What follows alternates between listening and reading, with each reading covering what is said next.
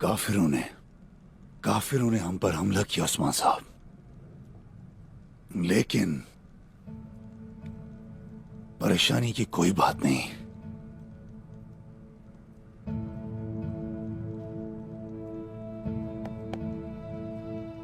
तो ऐसा है? हाँ,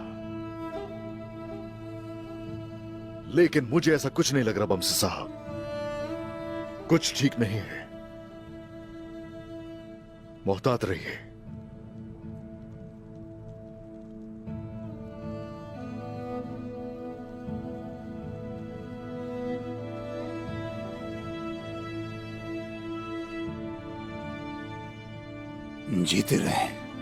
जीते रहे उस्मान साहब। अमानतों के बारे में फिक्र ना करें। अब्दुल रहमान गाजी उन्हें किसी महफूज जगह छुपा देगा। हम वक्त जाया नहीं कर सकते। सरदारान को जिरगा के लिए बुलाना होगा। सरहद के सरदारों को पैगाम भिजवाओ। उनसे सौद के एक अहम मसले पर बात करना चाहता हूं मैं।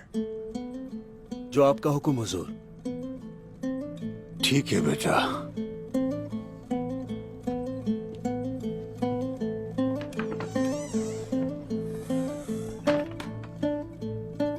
बमसी साहब,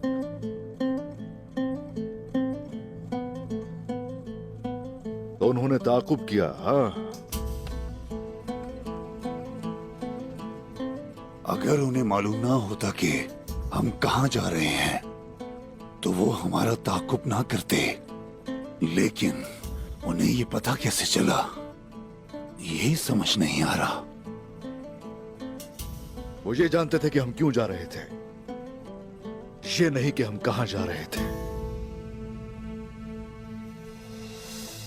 और कोई वजह नहीं उनके ताकुब करने की। वो ठिकाना मालूम करना चाहते थे। सिर्फ मैं और अतुल साहब ही इस राज के बारे में जानते थे। उन्हें कैसे मालूम हुआ? बमसी साहब, वो हमारे कदीम दुश्मनों की तरह है।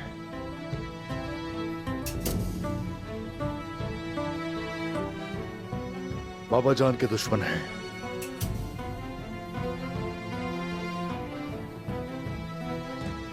निकोला काफिर से भी ज्यादा ताकतवर दुश्मन।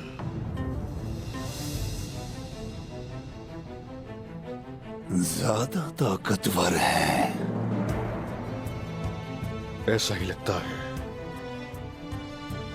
ऐसा ही है।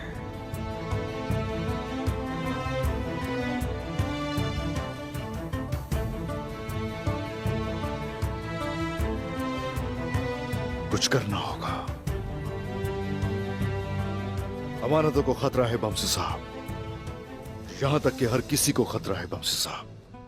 हमारे पास वक्त नहीं है। वो घेरा तंग कर रहे हैं। बाबा चाहते थे कि मैं भाइयों के साथ मिलकर काम करूं। अब मैं यही करूंगा, और ऐसा करके हम और मजबूत होंगे। आप ठीक कह रहे हैं उस्मान साहब। आपके बाबा आपसे यही चाहते थे। उस्मान साहब, एक और अहम मसला भी है।